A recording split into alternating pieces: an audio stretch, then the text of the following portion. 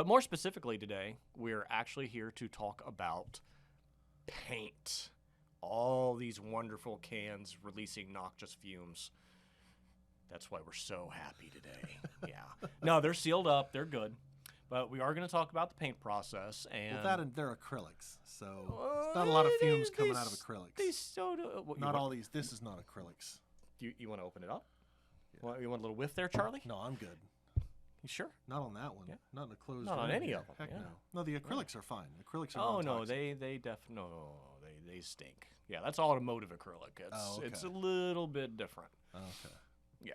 So I'm going to take y'all step by step of what we do, and you can replicate a lot of these things with your stuff. Like we have a essentially commercial paint booth. Yeah. You know, ventilation, respirators, all that stuff. Because by the time we break it down using spray paint cans, it's not really cost effective. Plus, you do get a better quality paint when you're using these. Now, it's also the volume. You know, when you're doing painting here, you're painting multiple suits of armor, multiple helmets, things like that. Trying to do all that with a rattle can would slow the process and make it not feasible for commercial use. Whereas somebody working at home, there's nothing wrong with using rattle cans to paint your armor. No. You know, when you're doing it yourself you're only painting a few pieces at a time because you're trying to make your paint job perfect and not get any runs and things like that. That's, you know, it's a different process. So. And it's not like we can't not get runs with this because, yeah, you really can. And then it's even more of a nightmare, but we just try to avoid that. But to take y'all on kind of like the step-by-step of what we do, the first thing I always put down, almost no matter what I'm painting, it's Bulldog Adhesion Promoter. Yeah, I'll go the other way. So you got a little monitor up there. Now, this kind of acts as a primer to your primer. Specifically, at least according to the can, it makes paint stick, makes paint flexible, and it's ready to paint in 5 minutes. I wait 15. Now, making paint stick is really the most important thing because we're dealing with not only plastic, but we're dealing with like resins and printed stuff. It acts as like a surface preparer. And when we're painting that first layer on, if you sand it in the area, it like kind of brings it all back to life and makes it like kind of glossy again. I'm sure it has other little chemical-y things that it does too, about why it actually makes the paint stick. But when you're dealing with resin, especially, resin can be hit or miss. It can either be a wonderful thing to paint, or you could just end up with little fish eyes all over the place. And fish eyes are usually because of contaminants, or you didn't clean it properly, there's leftover mold release, it was dusty on the surface.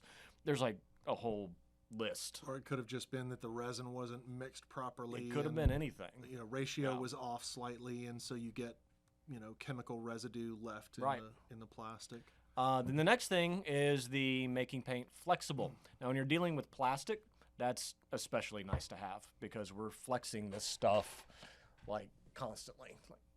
Like why? I don't want my paint to crack. You know, it's there. I don't want it to crack. That helps like if you're doing rubber or foam blasters as well. So again, it's like a primer to your primer. Down in the link below, you'll also see our link tree and links to our Amazon shopping and affiliates. So we'll have the spray can version in there. Don't quote me on this, at least right now, it's probably about $25 for a tall boy paint can. But it's worth it. One tall boy should get you like through an entire set of armor. Easily. Maybe 3-4 helmets. We buy it either by the gallon or in these quarts. Quarts are a little cheaper. We do HVLP spray, so we buy it like this instead of spray can style. No, I'm good, thank you. Okay. Trying to cut down. Now, second step to painting is primer. I don't care what you're painting. I don't care if you're painting your car. I don't care if you're painting your walls at home. I don't care if you're painting a model. Yeah, you paint your dog. Prime your dog. Okay, don't prime your dog. You can actually just use paint plus primer on your dog. Well, cats are okay. You can paint the cats. Nobody likes cats. Birds. I'm kidding. Yeah. But prime everything. So primer has multiple reasons why we use primer. The number one reason is so you make paint stick. Yep. Yeah. But my number one reason for using primers is to have a uniform top coat. It's like I can't stand Krylon paint plus primer, Rust-Oleum paint, any of these paint plus primer paints. I can't stand them. Like I still use a primer on it, and that's only because I want a single uniform color between plastic parts, resin parts, printed parts. Yep. Anything I paint, a primer will help you achieve that. Now, specifically, we use high build primers. This is, it's fast build urethane primer. We use a few different types sometimes. Bring it back a little bit. I was to say just the lighting, where it was sitting, and the lighting up there. So, and this is a 2-part primer. And this stuff mixes 4-to-1 because, again, we use HVLP paint systems. So it's a chemical cure primer, not like a primer that comes out of a can. So it kind of forms a hard shell surface. The other nice thing about this primer is it fills in small gaps, and it's extremely well sandable. Like you can sand the top of it, and you're still not going to get back through down to your bare material. Well, it's not just that it fills in small gaps; it hides small imperfections. There you go. Is what it is. There you go. If you've got a slight texturing on the pull of plastic that your armor, that particular sheet had a little tiny bit of orange peel, some high build primer. You put down a layer of high build primer, and then you give it a quick sanding, and it's going to sand down those high areas, leave it in the low areas, and it's going to make that little area of orange peel completely disappear. That's very much true. And as a bonus, if you're doing like PLA printed parts, FDM printed stuff, give it a good sand first, and then put this stuff on top of it, and you can kiss filler primer goodbye. Yeah, make those it's print like lines one disappear. coat. We've been doing that for a few years. And I'll never use a can of filler primer again. I see it posted all the time. Just got in my case of filler primer. Like, like, nah, I just bought a can. So the next step is going to be base coat. This is your actual color. So if you're painting it black, white, Stormtrooper tan, a good base coat is what's going to be your primary color. Again, we use automotive products, and this is Shopline by PPG base coat. It actually mixes 50-50 with reducer. Reducer comes in slow, medium, and fast. That has to do with how it atomizes. If you're spraying it out of an HVLP. Spraying it there. Now, you can get like the little pop-it cans and make your own spray paint. I can't remember what they're called right now.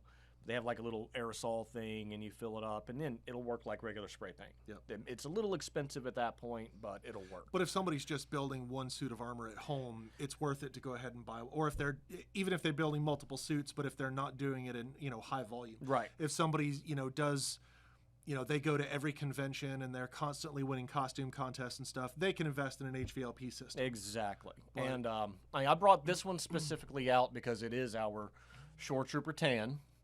And like James just said, if you're at home, you can get the Montana Gold Sahara Beige, and you can pay $15-16 a can for that stuff. We do too much volume, so this is a color match to that, and it's still not cheap by any means. It's better than paying $15 a rattle can. A lot. I don't know how many rattle cans when you're having takes. to coat an entire suit of armor for any of the shore troopers. I'll be cussing up a storm every time a can goes dead, and I still have more to go, or I have to crack a can. I get mad whenever I have to mix up more paint because I run out. Okay, I get mad about everything. Let's just clear that up. Yeah, you get mad. Yeah, about I just get mad everything. about everything. Oh, the sun came up today. We laugh, but he really does. I do, but whatever. I'm still fun to be around, right? Yeah. Right? Yeah. Okay. You're like a mushroom fungi to be with.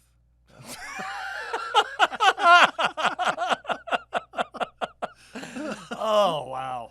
Oh, dad jokes for days, Wow. folks. Dad jokes for days. That's terrible. Oh, I have been toting that joke around for decades, waiting for an opportunity Really? to use it like You've been that. holding that one in your back pocket, and you decide to throw it out right now. It's just one that I've heard for years. You've always heard people say that, and it's never done in the right the right moment, the right context. But that was perfect context.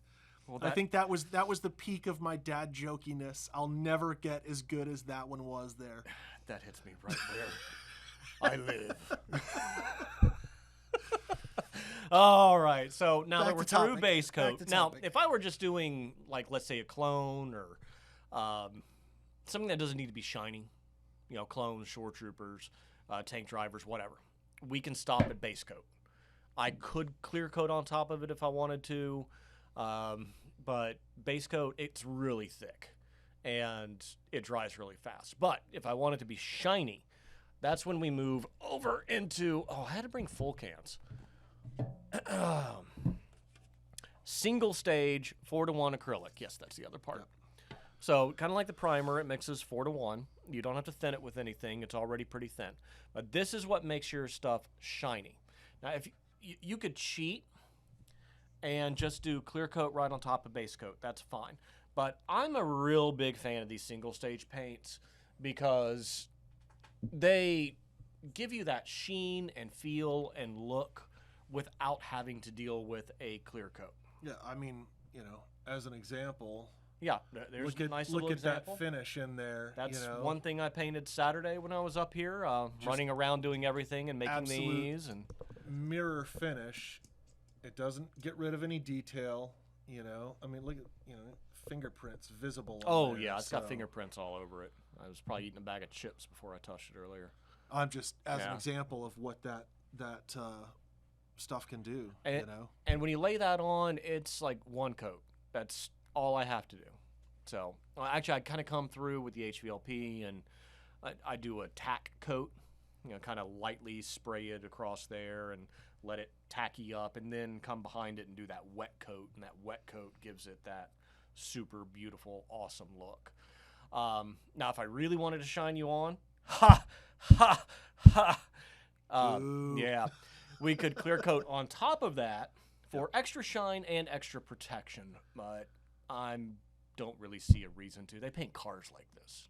Yeah. The whole point of single stage. Technically speaking, for something like a Death Trooper specifically, you could prime your armor with just black primer out of a can and then hit it with a couple of coats of a gloss sealant and have a pretty decent looking. You can.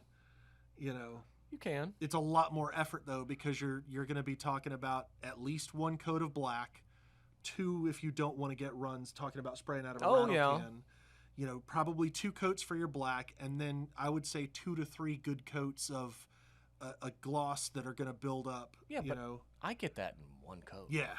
But not everybody has an HVLP gun. Not everybody does. And then your other contrary to that, and I've seen it happen. Oh shoot, it's happened to me before. Using rattle cans, it can get cloudy. Yeah. Like you can have it going beautifully, and you're like, oh great, I'm just gonna do one more coat, and it's cloudy. Yeah.